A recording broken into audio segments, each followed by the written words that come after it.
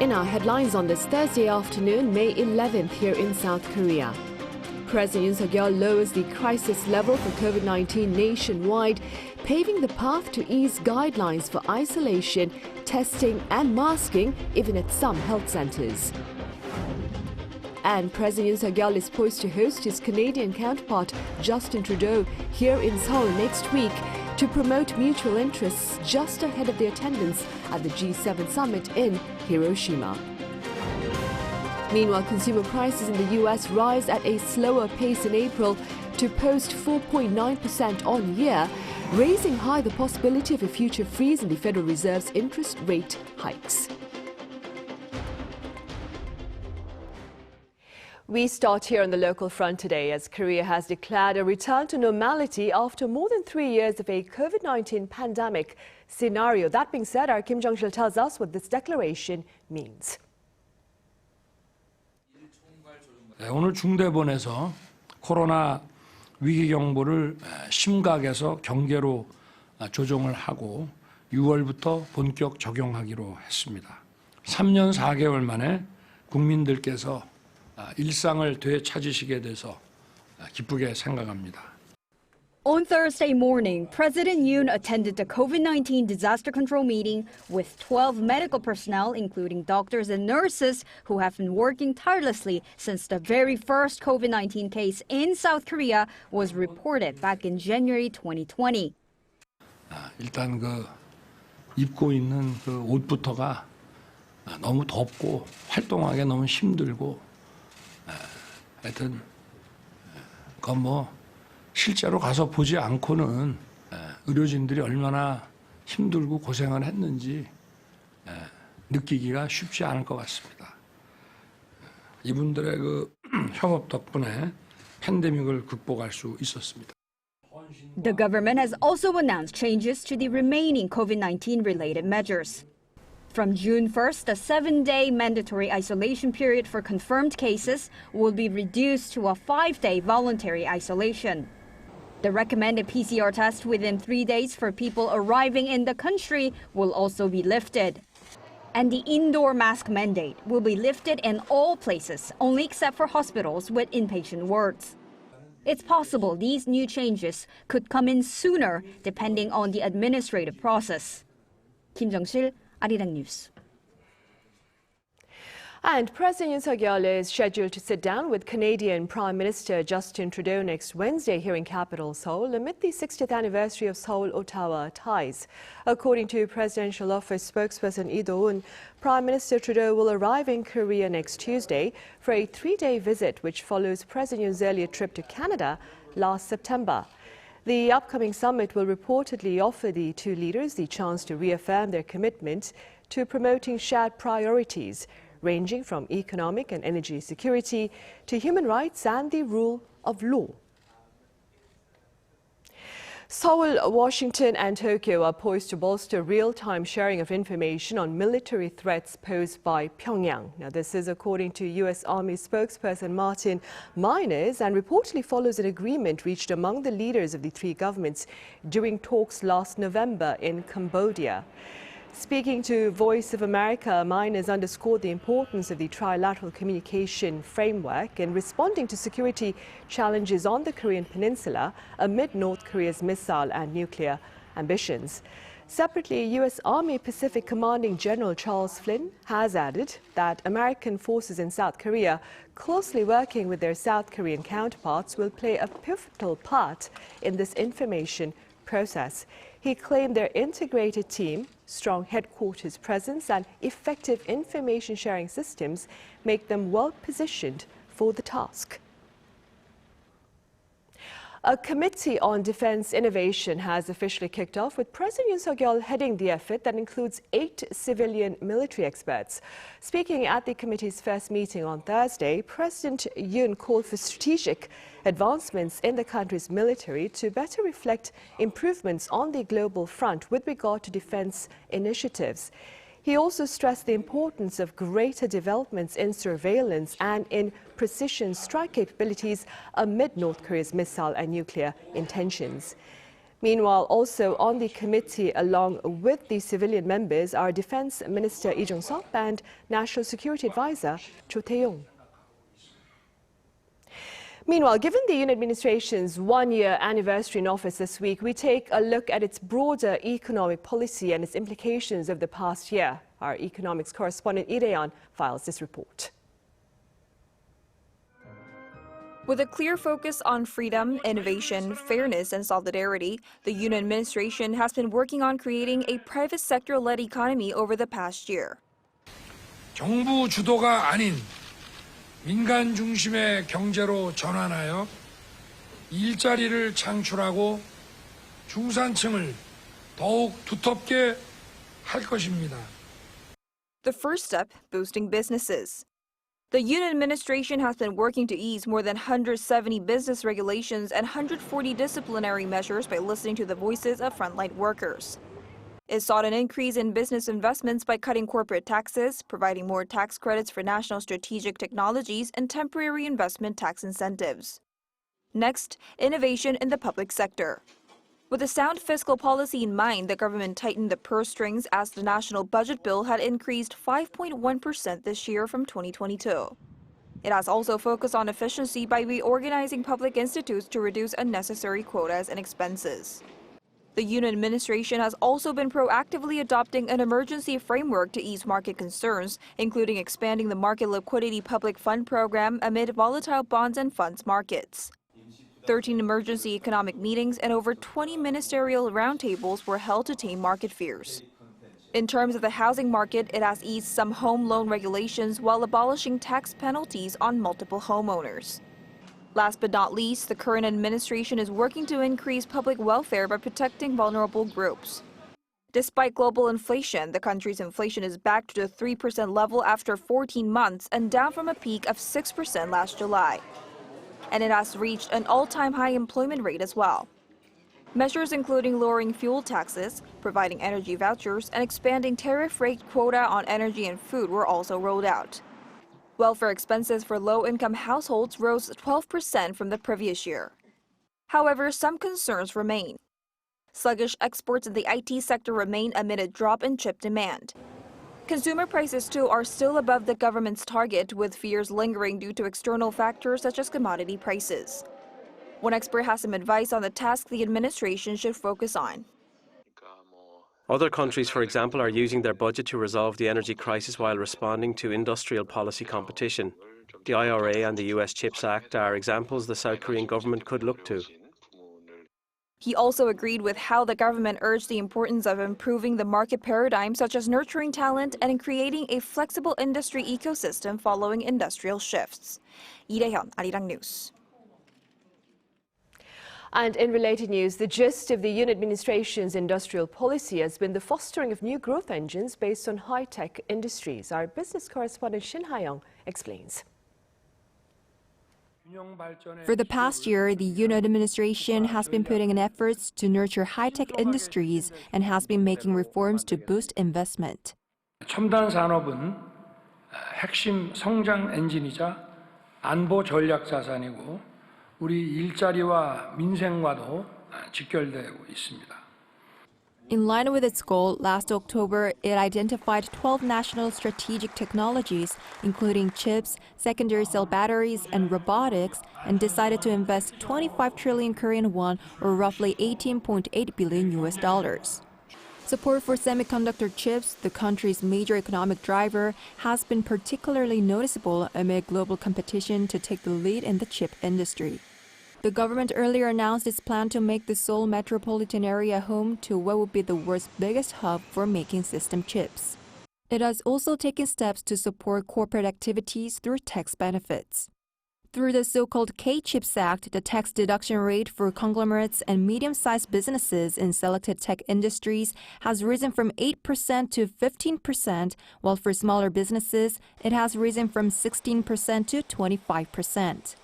Boosting operations and exports of nuclear power plants has been also on the agenda under the goal to make the country a nuclear reactor superpower.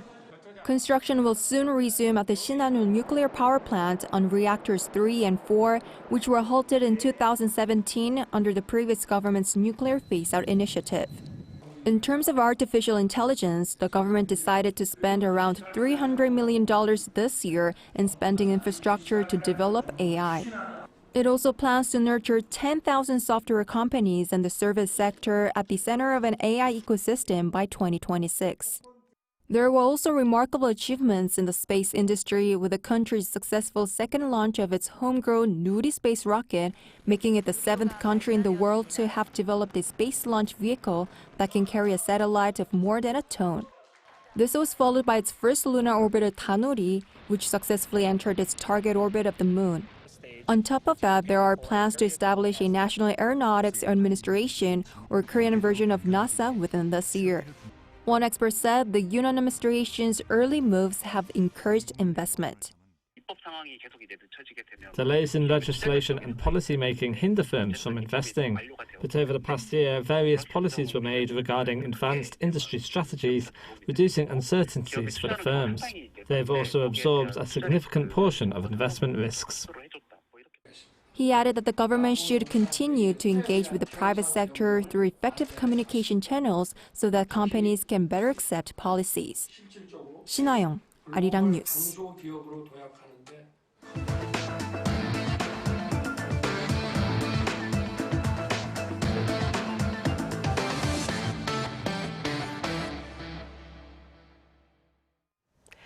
The Korea Development Institute says the local economy will expand over 2% in 2024, well above the projection for 2023.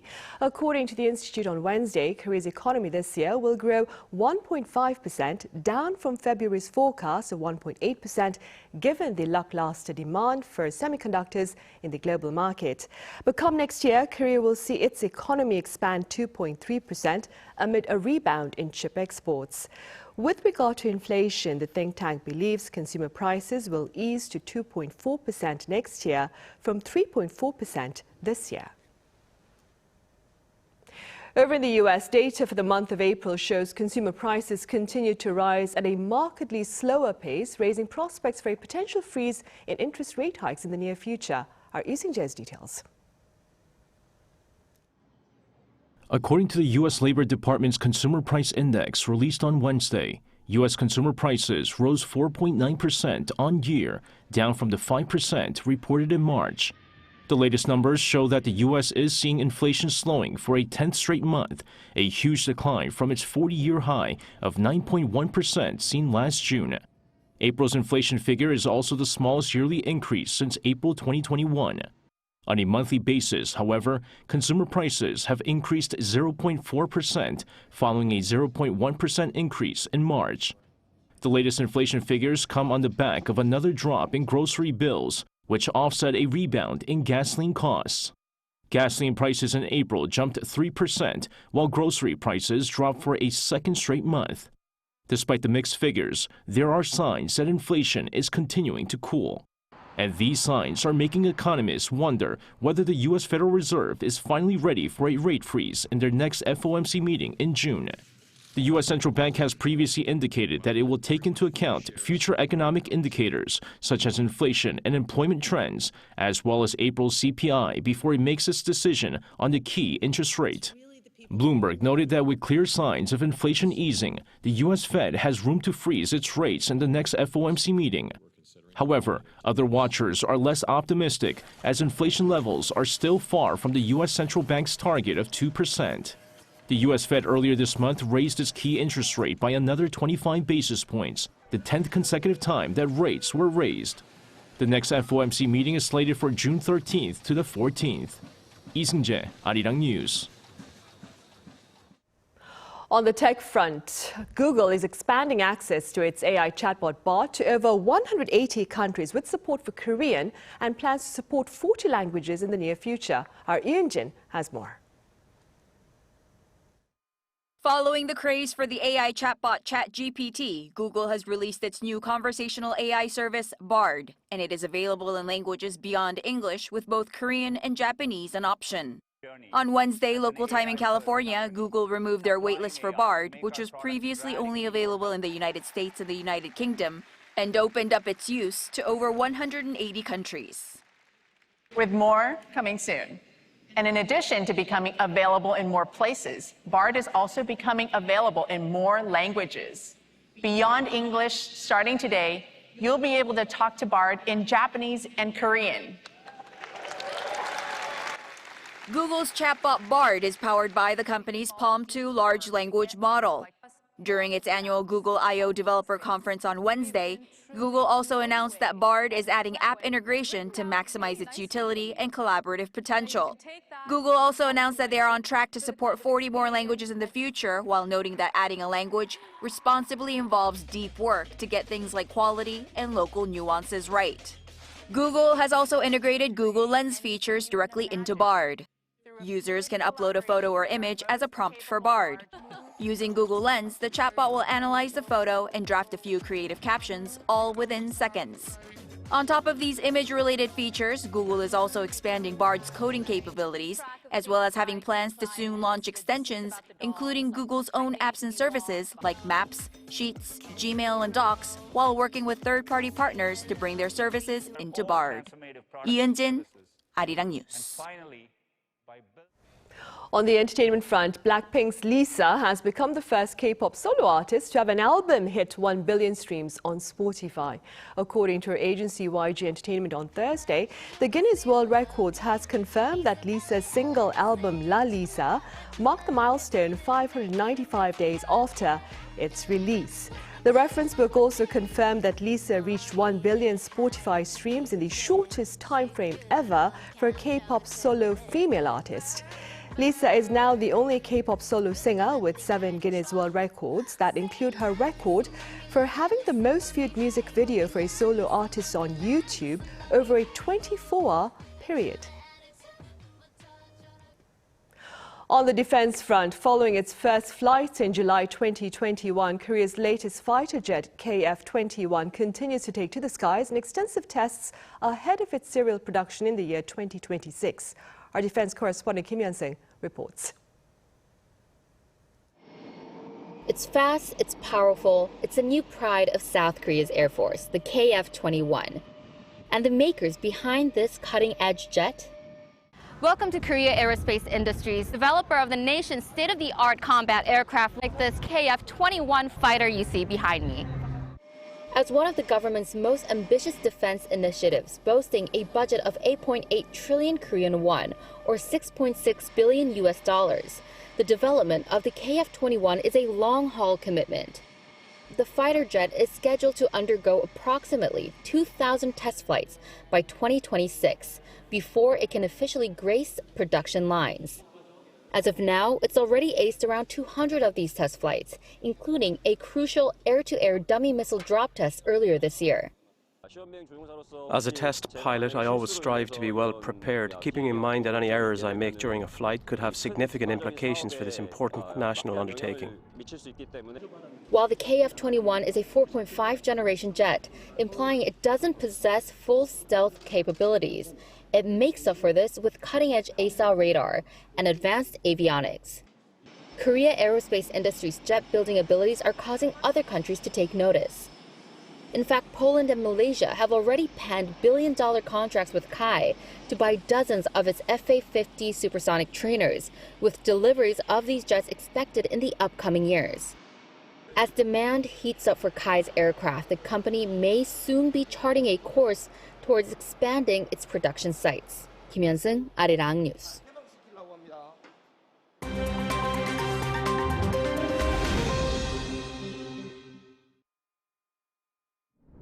Let's take a look at what's going on in the world now. In the Gaza Strip, Israeli soldiers and Palestinian militants have exchanged some of the heaviest fire seen in the last 9 months. According to Israel, Palestinian militants fired over 460 rockets. 3 hit residential areas in Israel, but most were intercepted or fell in open areas. Israel also said that it's hit 130 militant targets so far. Medics in Gaza report that at least 6 people have been killed, 4 of whom were confirmed as militants. This follows airstrikes from the Israeli Defense Force on Tuesday, which targeted Islamic Jihad militants. The strikes killed 15 people, including 3 militant commanders. Turning over to the United Kingdom, where its fertility regulator has confirmed the birth of babies that were made using the DNA of 3 people in an experimental technique. Announced on Wednesday, it's a first for the UK. Called mitochondrial donation treatment, the procedure is a form of genetic modification. It's meant to prevent the inheritance of rare genetic mitochondrial diseases such as muscular dystrophy, epilepsy, and heart problems. It does this by replacing defective genetic material from a mother with a healthy version from another woman's egg. Only 0.1% of the donor's genetic material is used. According to the UK's Human Fertilisation and Embryology Authority, fewer than 5 babies have been born this way. In the United States, Republican lawmaker George Santos has pled not guilty to 13 federal charges at a New York court on Wednesday. The New York representative is accused of misusing funds, illegally receiving unemployment benefits, and lying to Congress about his income. It comes amid a wave of revelations that the 34-year-old has embellished his background, including claiming to have lost his mother in the 9/11 Twin Towers attack, and that he had previously worked at Citigroup and Goldman Sachs. Santos has called the case inaccurate, describing the investigation into him as a witch hunt, and is refusing to step down from Congress. If found guilty, Santos could face up to 20 years in prison. And finally, Hollywood star Robert De Niro has become a father for the 7th time at the age of 79. The veteran actor revealed that he had recently welcomed his new child during an interview on ET Canada to talk about his upcoming film, About My Father. The 2-time Oscar Award winner did not reveal much else, including the identity of the child's mother, although his most recent reported romance was with martial arts instructor Tiffany Chen. De Niro has 6 other children from 3 previous relationships. His oldest child is 51. Matthew Ashley, Arirang News.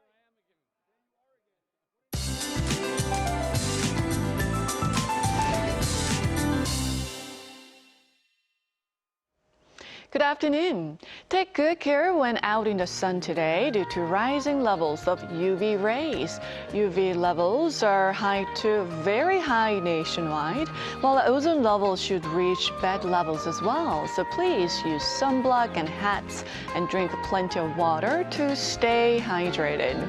Afternoon highs are 1 to 4 degrees higher than seasonal norms, and western parts of the country should have daytime highs hovering above 25 degrees Celsius.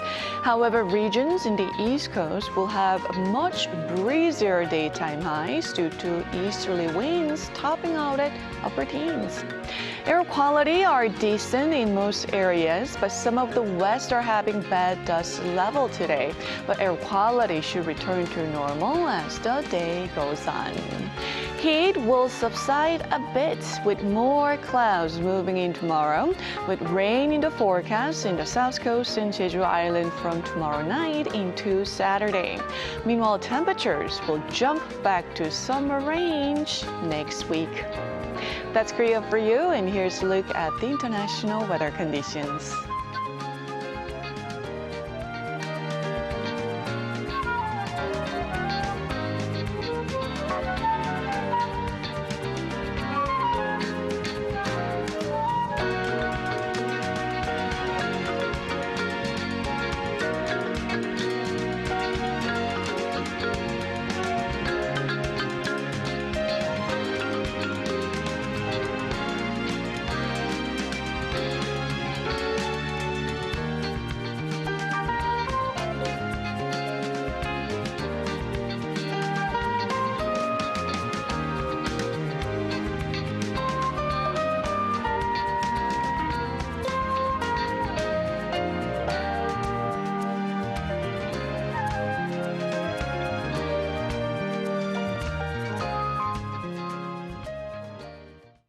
That ends our Thursday afternoon newscast. Our panel session coming up next touches upon the ease in COVID-19 alert level here and elsewhere. Do stay with us.